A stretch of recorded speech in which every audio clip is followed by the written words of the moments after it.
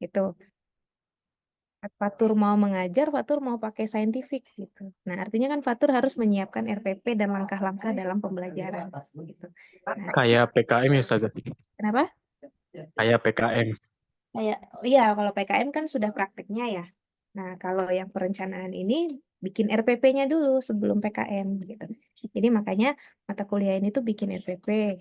Nanti ada mata kuliah metodologi pengajaran. Nah, itu teman-teman di situ udah dikasih tips gitu, metode-metode yang bisa digunakan untuk mengajar bahasa Arab.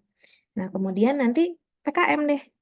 Nah, saat PKM itu dua mata kuliah itu berkolaborasi, perencanaan dengan metodologi. Perencanaan, teman-teman merancang RPP-nya, metodologi, teman-teman menerapkan metodenya, gitu.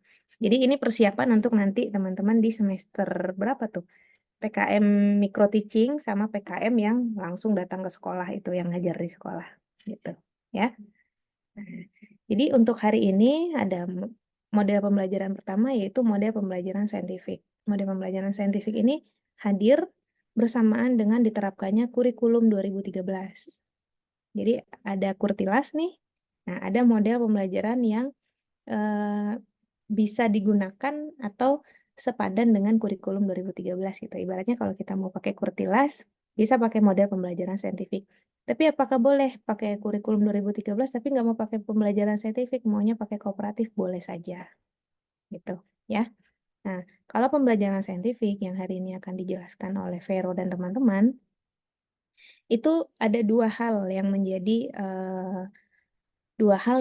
titik poinnya. Yang pertama, pembelajarannya bersifat nyata atau berbasis dengan bukti atau fenomena yang ada.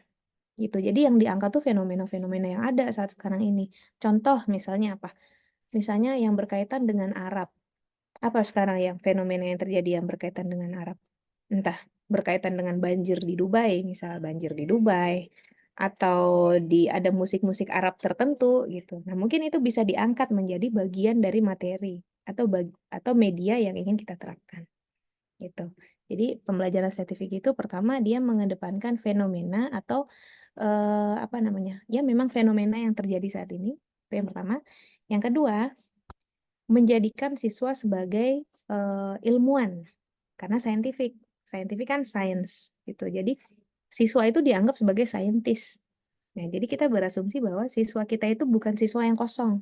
Mereka ini udah punya, udah tahu, udah ngerti gitu. Jadi kita nggak nyuapin mereka lagi, tidak mengisi gelas mereka yang kosong gitu.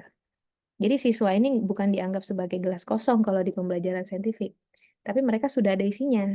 Tinggal tugas kita saat di kelas itu adalah memberi warna dari isi gelas mereka. Nah, gimana caranya? Contoh saat pembelajaran misalnya kalam. Biasanya kan kalau pembelajaran kalam itu dialognya sudah ada ya. Dialognya sudah ada. Tinggal kita minta si siswanya berpasangan. Ayo, tolong Taufik dengan Dava berpasangan mempraktekkan dialog ini.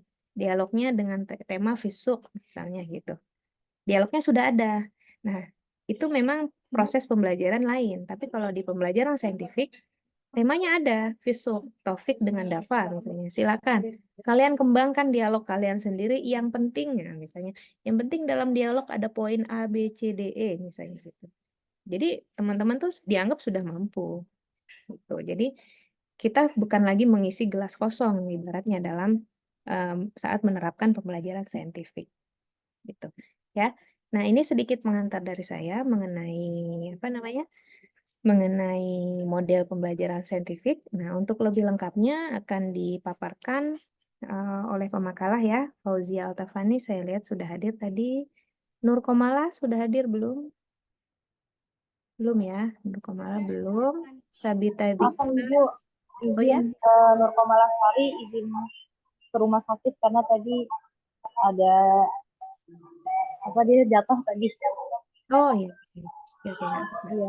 Sabita Zikra, terima kasih Hanifah. Sabita Zikra sudah ada, Vero ada, Fadila ada.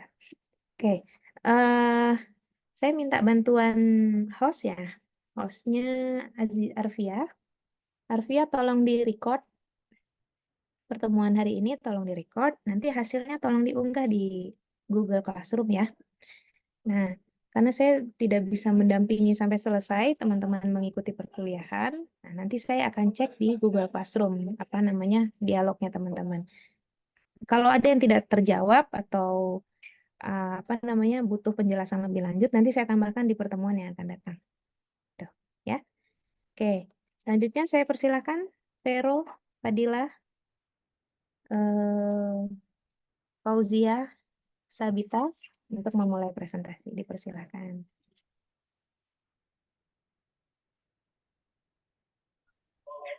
Tes. Masuk ya suaranya? Sudah? Ya, sudah masuk, Vero. Oke. Izin share screen ya, Saza? Oke.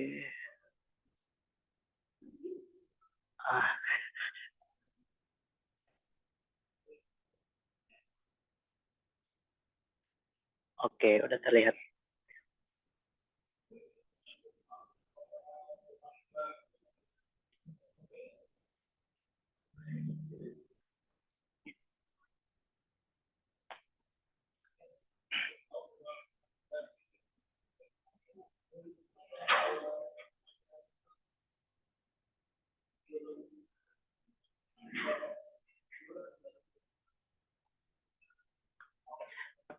Bismillahirrahmanirrahim. Assalamualaikum warahmatullahi wabarakatuh.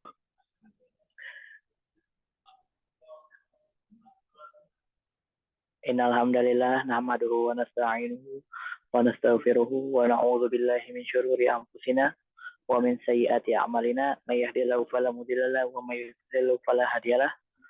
Asyhadu an la ilaha illallah asyhadu anna muhammadar rasulullah la nabiyyan wa la rasulan ba'da amma ba'du.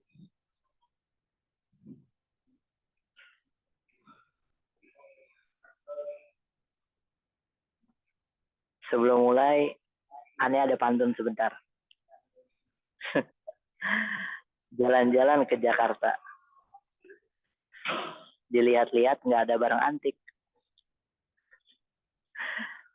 Kita semua dari kelompok 5 membawa materi pembelajaran saintifik.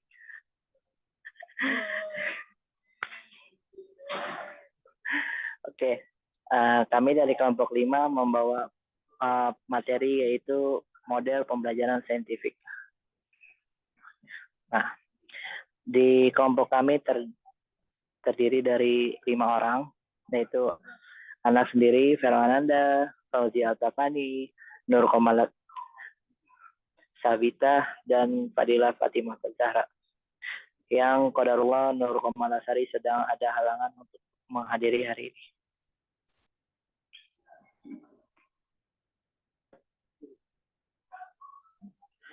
Baik, untuk yang pertama yaitu hakikat pembelajaran saintifik yang akan disampaikan oleh anak sendiri.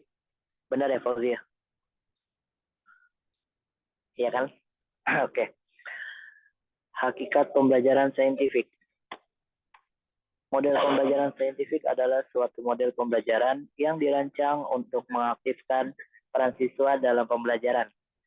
Di dalam model ini, siswa adalah pusat dari pembelajaran di mana mereka harus mampu menyusun sendiri pengetahuan untuk dirinya, sementara guru hanya berperan sebagai fasilitator. Jadi di pembelajaran ini nih, rata-rata tuh kita semua udah merasakannya. Mungkin ada yang kita rasakan saat ini nih. Jadi di mana kita sebagai mahasiswa contohnya menyusun sendiri presentasi, mencari pengetahuan sendiri, dan dosen yang dimana harusnya guru tapi di sini dosen menjadi fasilitator yang menjadi pengarah ketika kita dalam mempresentasikan materi. Apakah ada kekeliruan, apakah butuh penjelasan dan lain-lain. Model pembelajaran ini memberikan ruang pada siswa untuk bereksplorasi terhadap materi pembelajaran dan secara aktif dapat membangun konsep, prinsip, atau hukum dengan melalui kegiatan 5M, yaitu mengamati, menanya, mengajukan, menghimpun data dengan beberapa cara dan teknik, menganalisa, serta membuat kesimpulan dan mengomunikasikan konsep atau prinsip yang telah ditemukan. Jadi model pembelajaran ini tuh siswa itu jatuhnya nggak disuapin lagi, bukan datang ke kelas terus full materi dari dosen atau guru yang diberikan dari papan tulis, disuruh catat mencatat sebagaimana pembelajaran cara terdahulu.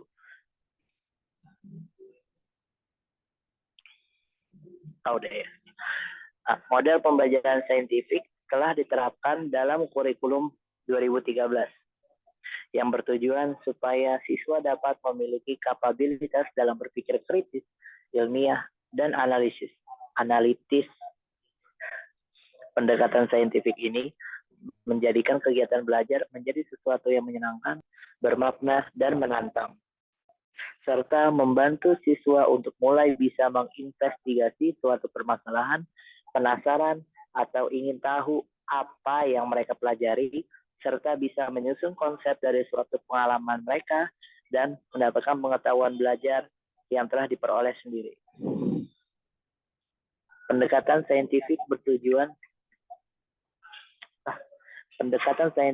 bertujuan supaya dapat memiliki kapabilitas dalam berpikir kritis, ilmiah, dan analitis yang dapat membantu mereka dalam menyelesaikan permasalahan yang dihadapi dalam kehidupan mereka sehari-hari. Baik, untuk berikutnya akan Ana serahkan kepada teman saya. Boleh, silakan.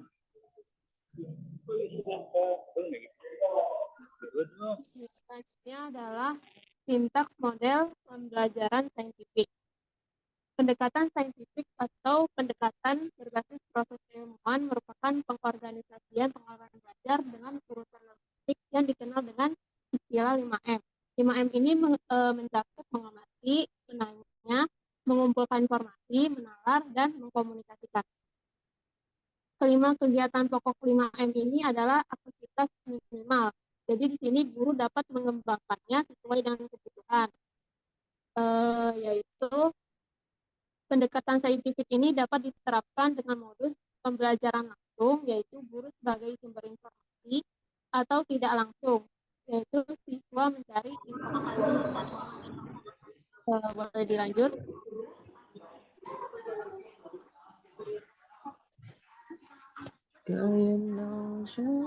Sebagai kado mensip ya. Diam enggak? Kan udah. Satu-satu. Sama.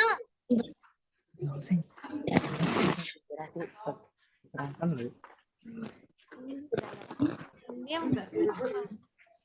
Aku belum itu lagi. Berapa coba?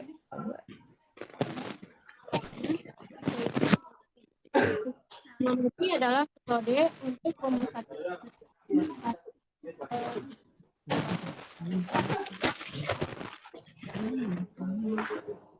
Pembelajaran yang berlangsung dalam proses mengamati adalah membaca, melihat, tanpa atau dengan alat, menyimak, menonton, mendengar, merasa, meraba, mencium, atau sebagainya dengan menggunakan panca indera, tanpa atau menggunakan alat bantu. Hasilnya yaitu berupa skema dari fakta atau fenomena yang dimana kemampuan yang dikembangkan adalah melatih kesungguhan dan ketelitian. Yang kedua adalah menanya. Menanya adalah kegiatan pembelajaran yang dilakukan dengan cara membuat dan mengajukan pertanyaan tentang informasi yang tidak dapat dipahami dari apa yang diamati atau untuk memperoleh informasi tambahan tentang apa yang diamati. Yaitu dimulai dari pertanyaan faktual, konseptual, prosedural, sampai ke pertanyaan hipotetik. Hasilnya adalah rasa ingin tahu tentang apa yang belum dipahami. Keterampilan yang dikembangkan ialah mengembangkan kemampuan merumuskan pertanyaan untuk menumbuhkan kreativitas, rasa ingin tahu, dan berpikir kritis yang diperlukan untuk kehidupan intelektual dan belajar sepanjang hayat. Yang ketiga yaitu mengumpulkan informasi. Mengumpulkan informasi atau eksperimen adalah kegiatan pembelajaran berupa eksperimen, uji coba sesuatu, demonstrasi, meniru gerak, membaca berbagai sumber informasi, dan mewawancara narasumber. Hasilnya berupa data atau informasi. Keterampilan yang dikembangkan yaitu pengumpulan informasi atau eksperimen meliputi ketelitian, kejujuran, kesantunan, menghargai pendapat orang lain, keterampilan berkomunikasi, dan penerapan kemampuan yang dipelajari dalam mengumpulkan informasi dengan berbagai metode. Mengembangkan kebiasaan belajar untuk belajar sepanjang hayat. Selanjutnya, boleh dilanjut. Yang keempat yaitu menalar. Menalar atau mengolah informasi adalah kegiatan pembelajaran berupa pengolahan informasi, menganalisis data, menemukan pola, dan menyimpulkan. Hasil dari kegiatan ini adalah data atau informasi yang diolah dan digeneralisasikan, dan keterampilan yang dikembangkan ialah proses mengolah informasi meliputi kejujuran, ketelitian, kedisiplinan, ketaatan pada aturan, ketekunan, kemampuan menerapkan prosedur, dan kemampuan berpikir induktif dan deduktif dalam menarik kesimpulan. Kelima yaitu mengkomunikasikan. Mengkomunikasikan adalah kegiatan yang dilakukan melalui presentasi, pameran karya, kunjungan karya, dan penyajian laporan secara lisan atau tertulis berdasarkan proses hasil dan kesimpulan. Keterampilan yang dikembangkan pada tahap mengkomunikasikan meliputi pengembangan sikap jujur, teliti, dan toleransi, pengembangan kemampuan berpikir sistematis, menyampaikan pendapat secara singkat dan jelas, serta pengembangan kemampuan berbahasa yang baik dan benar. Baik, selanjutnya.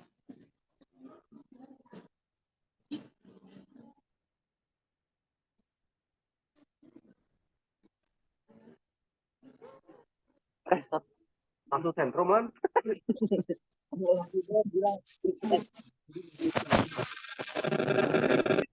Pengen ngomong, ditinggalin.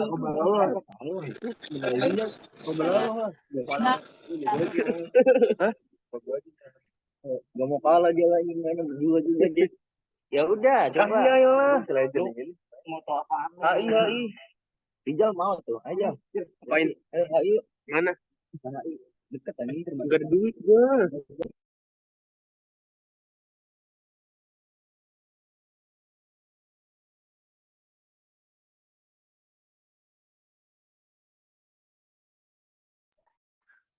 Baik, selanjutnya akan disebutkan oleh Fauziah atau Fadila? Fadila dulu.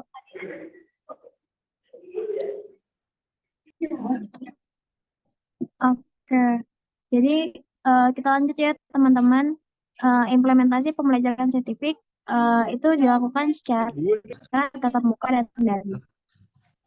Dan pembelajaran saintifik itu merupakan suatu model pembelajaran yang telah dirancang untuk digunakan peserta didik agar mereka mampu menerapkan langkah-langkah ilmiah yang harus digunakan untuk memecahkan suatu masalah. Nah, tapi tujuan dirancangnya pembelajaran saintifik ini tidak hanya sekedar untuk menerapkan langkah-langkah ilmiah yang harus digunakan untuk memecahkan suatu masalah, tapi agar peserta didik aktif dalam mengkonstruksi konsep, prinsip melalui tahapan-tahapan mengamati untuk mengidentifikasi atau menemukan suatu masalah, merumuskan masalah, mengajukan atau merumuskan hipotesis, mengumpulkan data dengan berbagai teknik, menganalisis data dan menarik kesimpulan. Nah, sebelum hadirnya pembelajaran daring, proses pembelajaran dilakukan dengan tatap muka. Dikarenakan terjadinya COVID-19 pada tahun 2020, proses pembelajaran secara tatap muka harus digantikan untuk menerapkan protokol kesehatan. Hal ini mempengaruhi kinerja akademik siswa dan sebagian besar siswa beranggapan bahwa belajar tatap muka lebih baik daripada belajar secara daring. Dan banyak faktor yang harus dibenahi ketika masa pandemi untuk mengembalikan proses pembelajaran secara tatap muka. Nah, implementasi pendekatan saintifik pembelajaran hendaknya dirancang dengan mengikuti prinsip-prinsip khas yang edukatif, yaitu kegiatan yang berfokus pada kegiatan aktif siswa dalam membangun makna atau pemahaman. Dengan adanya modal pembelajaran ini, peserta didik dapat menciptakan proses pembelajaran bermakna yang menjadikan peserta didik mandiri dan berpartisipasi lebih aktif serta mempunyai pola pikir tingkat tinggi. Nah, untuk selanjutnya bisa dilanjutkan sama Fauzia.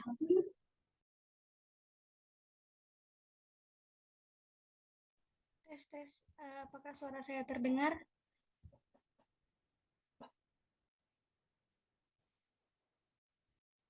Pero slide-nya bisa dimundurin dulu. Oke, selanjutnya implementasi pendekatan saintifik pada pembelajaran hendaknya dapat dirancang dengan mengikuti prinsip-prinsip yang khas yang edukatif, seperti kegiatan yang berfokus pada kegiatan aktif pada siswa dalam membangun makna maupun pemahaman. Dengan adanya model pembelajaran ini, peserta didik dapat menciptakan proses pembelajaran yang bermakna yang dapat menjadikan si peserta didik ini menjadi mandiri dan berpartisipasi lebih aktif serta mempunyai pola pikir tingkat tinggi. Dan implementasi pembelajaran saintifik ini dapat dilakukan dengan dua mode pembelajaran, yaitu pembelajaran secara daring dan pembelajaran secara tatap muka.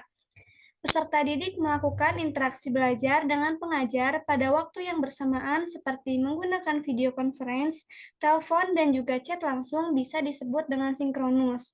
Sedangkan interaksi belajar pada waktu yang tidak bersamaan melalui kegiatan pembelajaran yang telah disediakan secara elektronik disebut dengan asinkronus. Bisa di next. Untuk pengimplementasian dari kedua model ini sebenarnya sama saja, kita menggunakan poin 5M, yaitu mengamati, menanya, mencoba, menalar, dan mengkomunikasikan. Untuk yang pertama, pembelajaran secara daring. Hadirnya pembelajaran daring ini merupakan salah satu bentuk pola pembelajaran di era teknologi yang pesat seperti sekarang ini.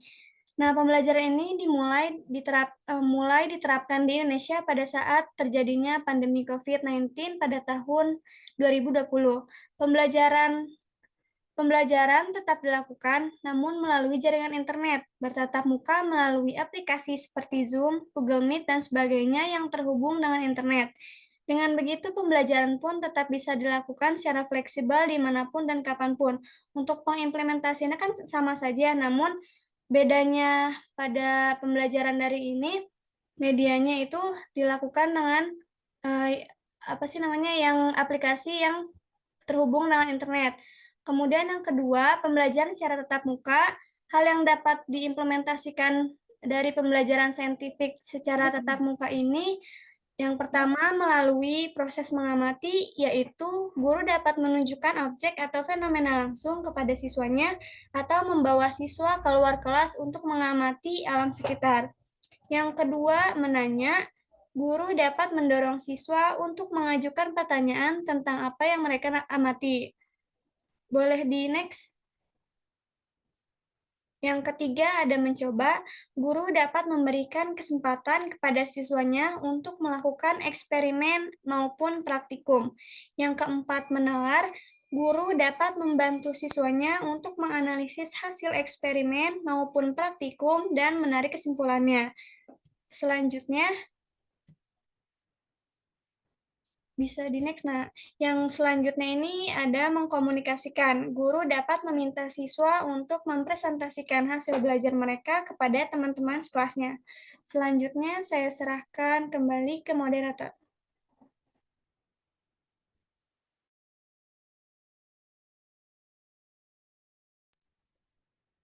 Baik, terima kasih kepada teman-teman sekalian dalam menyampaikan materinya. Sekarang masuk ke sesi tanya jawab. Mungkin teman-teman yang sudah mendengarkan, sudah mencari masih ada yang ingin ditanyakan, boleh boleh raise hand dia agar bisa bertanya. Sementara saya sekiranya cukup dulu ya.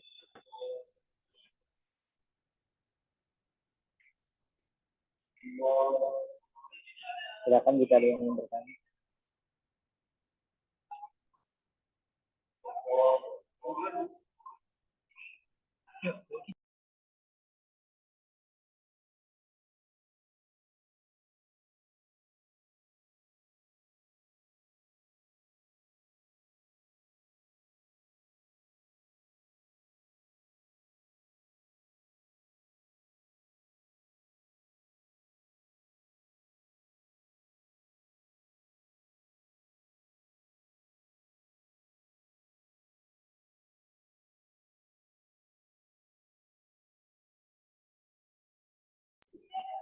Ya teman-teman, oh iya, Maul tadi barusan Raisen, iya Maul mau tanya apa? Maul, tadi Raisen mau tanya apa?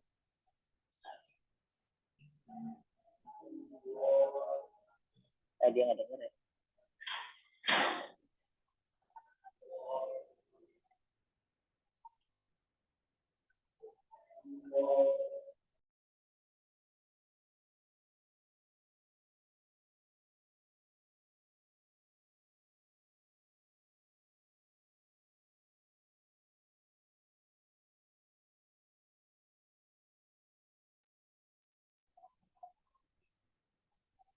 Oke, Irfan boleh. Boleh Irfan.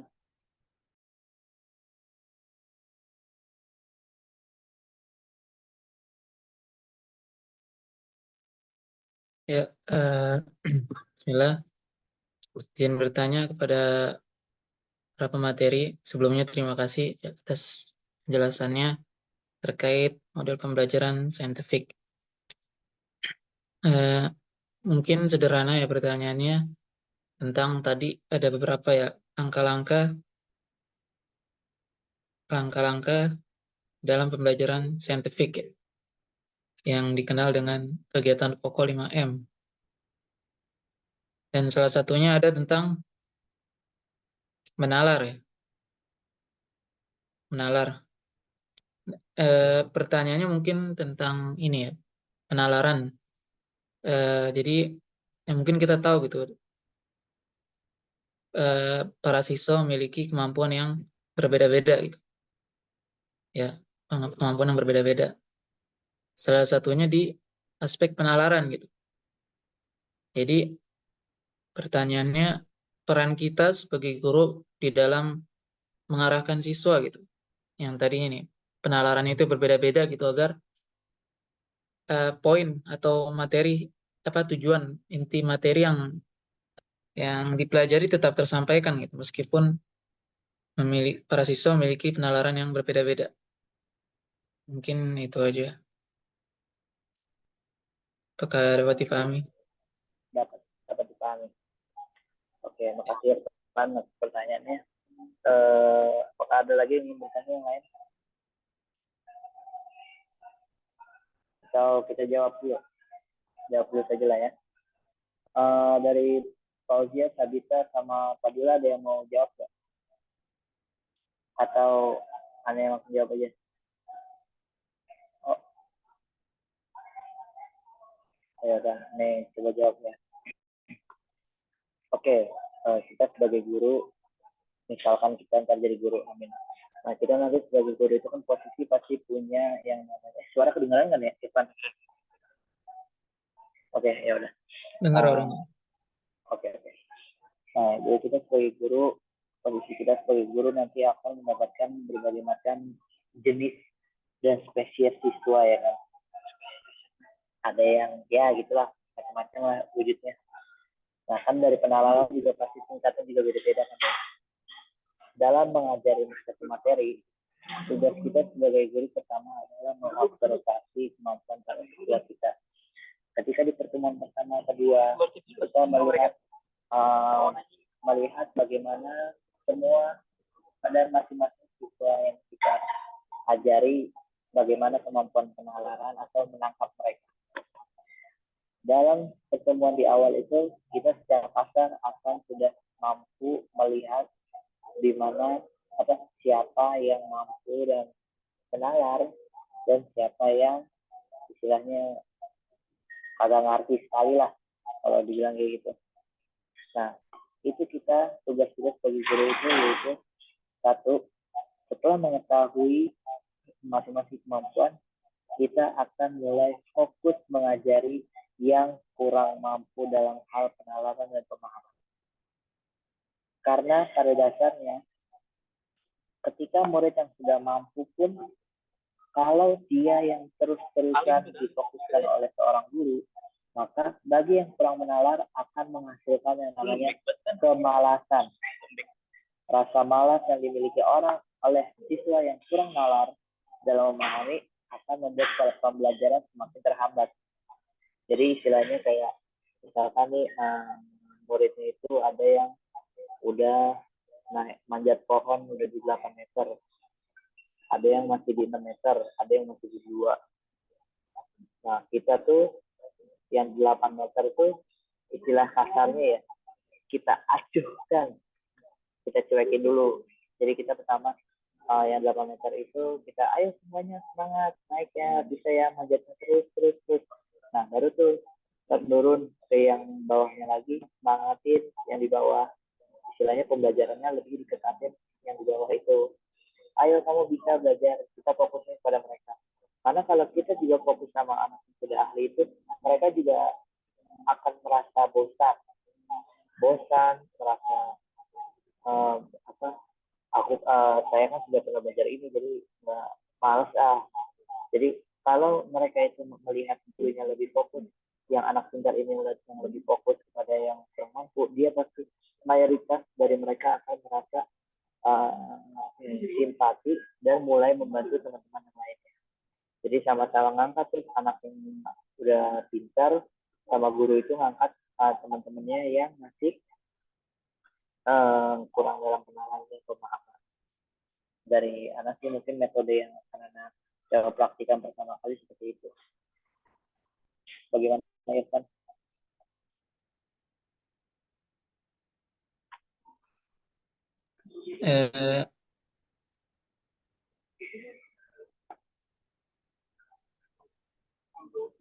Kalau yang anak simpulin dari jawabannya balik lagi ke ini ya, apa tadi, kerajinan dari siswa itu sendiri ya, minat dia atau bukan dari kerajinan, tapi kita sebagai guru seberapa rajin kita untuk memperhatikan murid-murid yang kurang mampu, bagaimana kita memfokuskan kita dalam menaikkan mereka.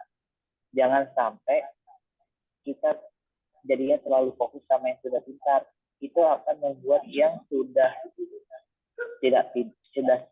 paham, yang tidak nalar, semakin malas dalam pembelajaran kita, yang akan menghasilkan kelas itu akan susah untuk naik.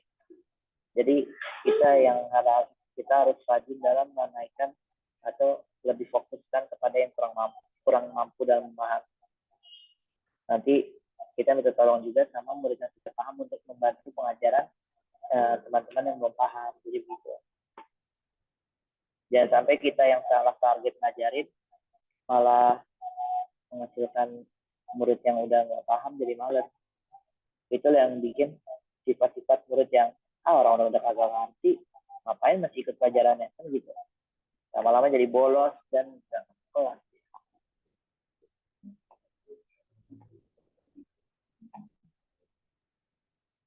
berarti dari ini ya, dari sudut pandang guru ya sebagai seorang pengajar. Nah itu tadi berarti kan kalau seandainya kita lihat situasi gitu di kelas, mungkin kan siswa ya sekitar 20-an gitu, sedangkan guru cuma satu sendiri gitu. Nah itu terkadang sulit juga bagi guru untuk mengontrol gitu, satu kelas penuh, memastikan setiap siswanya harus bisa mengerti atau paham. Nah jadi memang ada kendala sendiri gitu. Apa mungkin bentuk pembelajaran itu berkelompok atau gimana? Itu bisa, salah satu metodenya yaitu mengelompokkan anak-anak yang pintar dengan anak-anak yang kurang paham, atau mereka saling bekerjasama, dimana yang pintar itu bisa membantu teman kelompok yang kurang paham, dan teman yang kurang paham itu bisa belajar dari temannya yang paham. Kalau kayak gitu berarti hampir sama kayak ini juga dong, kolaboratif atau kooperatif pembelajaran. Bisa, tapi sebenarnya dalam menaikkan penalaran itu banyak sekali caranya. Dan kalau dilihat dari yang sekarang, yaitu dari metode pembelajaran saintifik, yang dimana kita sebagai guru seorang fasilitator, kita harus mampu memfasilitasi anak-anak yang kurang dalam penalaran dan pemahaman itu untuk lebih baik lagi. Jadi kita tuh jangan, istilahnya bahasa Inggris itu jangan neglecting lah, jangan cuek. Terus walaupun kita udah nggak ngajar kayak dulu di papan tulis, tapi harus tetap memfasilitasi para murid itu untuk berkembang.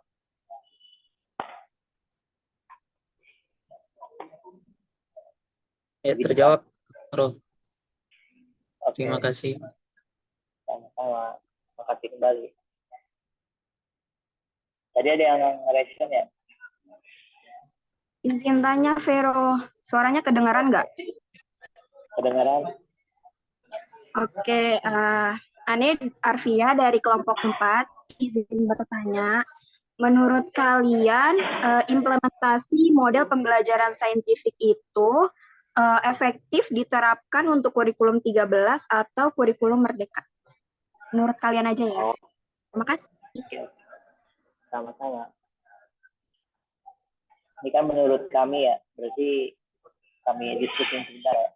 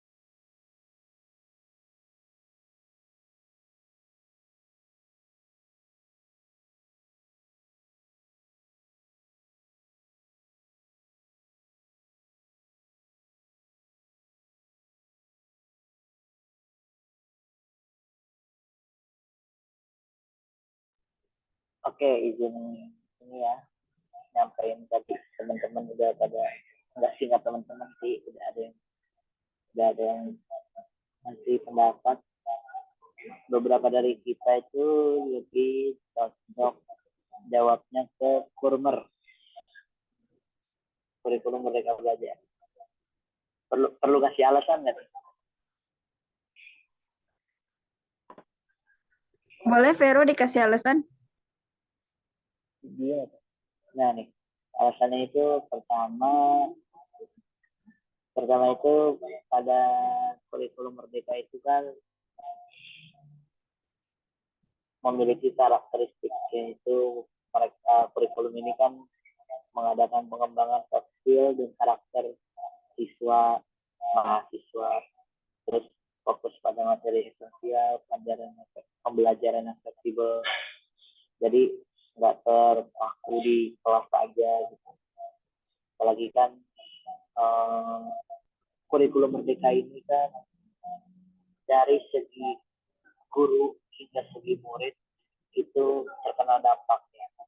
Kurikulum Merdeka itu membiarkan para guru, para dosen, para pemateri, para pengajar untuk memiliki kebebasan yang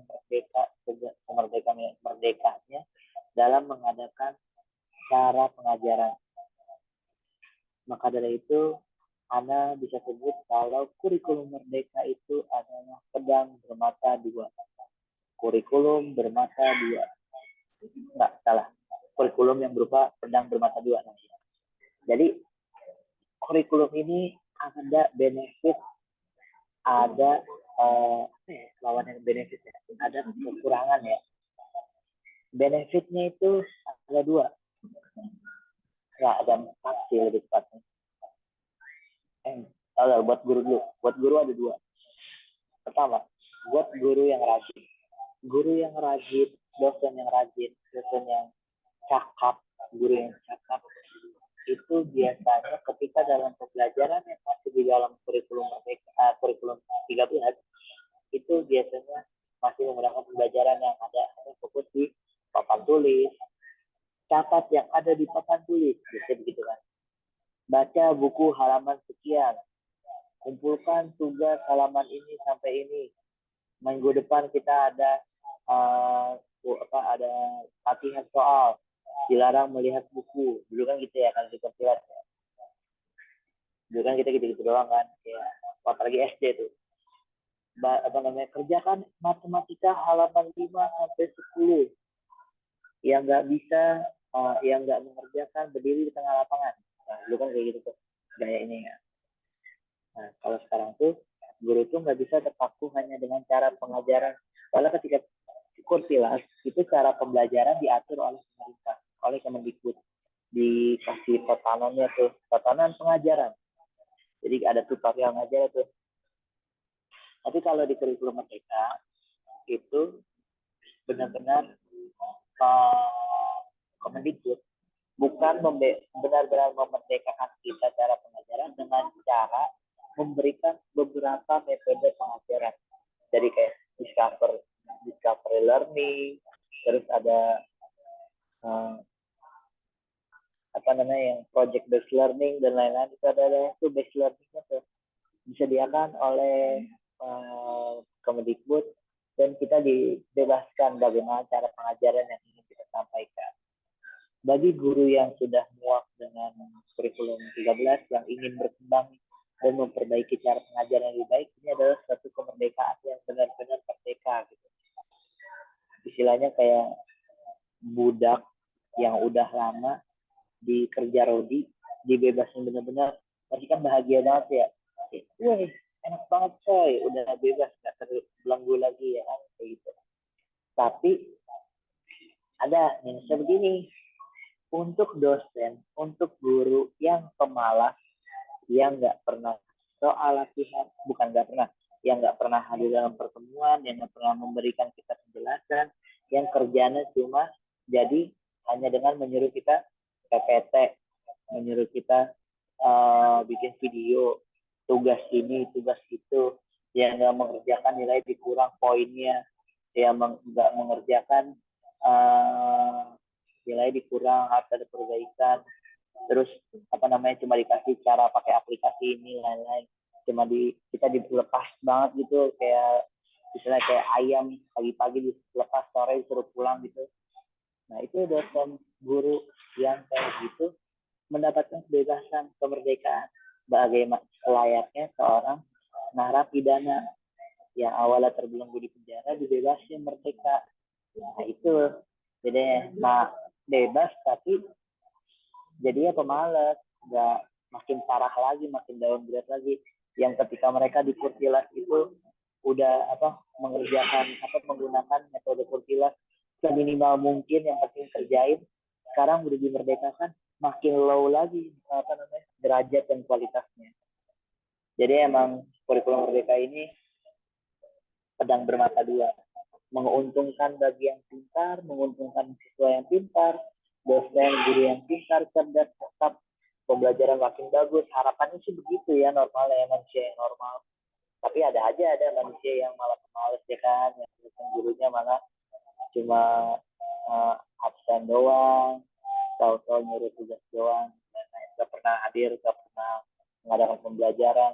Mungkin pertemuannya bisa dihitung pakai jari kali, bukan jari, udah pakai serpihan kuku bisa dihitung sedikitnya. Nah kayak gitu. Artinya pembelajaran kita cocoknya ada di kurikulum merdeka untuk saintifik ini. Ya atau J ya? Anggukan kepala jika yes. Oke. Oke, terima kasih atas jawabannya. Sama-sama. Apakah ada lagi yang ingin bertanya? ronde terakhir atau mau bertanya nanti di GCR? Bebas aja sih, kan kurikulum merdeka.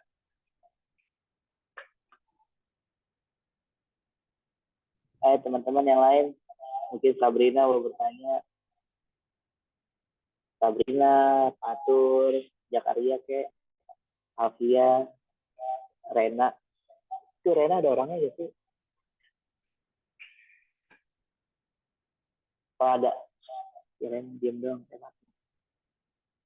Topik udah nggak ada orangnya ya, cuma ada backgroundnya doang.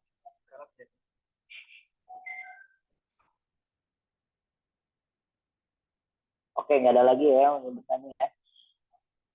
Bagaimana, siapa sih? Hostnya tadi? Hanifa ya? Hanifa apa Lutfia sih? Oh ya, Hanifa. Gimana nih Pak? Nggak ada yang menanya lagi? Ya udah nggak apa-apa disudahi ya. Oke, disudahi saja ya. Mungkin sebelum menyudahkan ya, Ane izin baca yang kesimpulan, boleh kan ya semuanya ya? Mungkin yang paling ditunggu-tunggu kesimpulan ya kan? Nah, jujur nih, pasti nungguinnya kesimpulan kan semuanya kan? Oke. Aduh, mana ya kesimpulannya ya? Bentar. Oke, mana kesimpulannya? Oke, ini ya. Mana dah?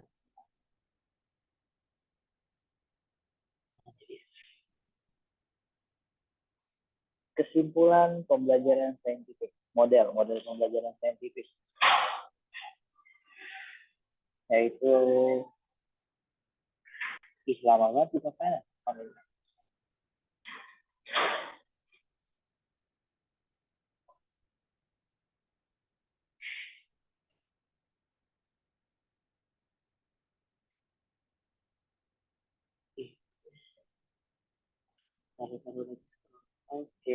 Oke nih, kesimpulan pembelajaran saintifik adalah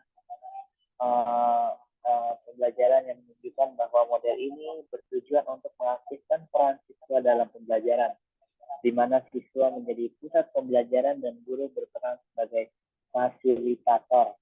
Langkah-langkah dalam pembelajaran saintifik mencakup mengamati, merumuskan masalah, mengajukan hipotesis, mengumpulkan data, menganalisis, menarik kesimpulan, dan mengkomunikasikan konsep.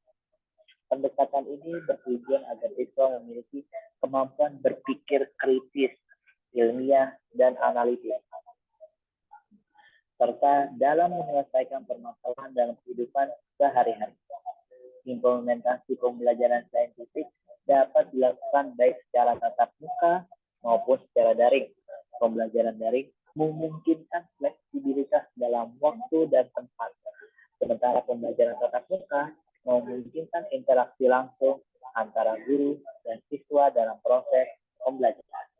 Syukran katsiran ala ihtimamikum, ma'an najati ta'alumikum, ma'an najati hayatikum, ma'an najati hibatikum. Syukran. Wassalamualaikum warahmatullahi wabarakatuh. Waalaikumsalam warahmatullahi wabarakatuh. Waalaikumsalam.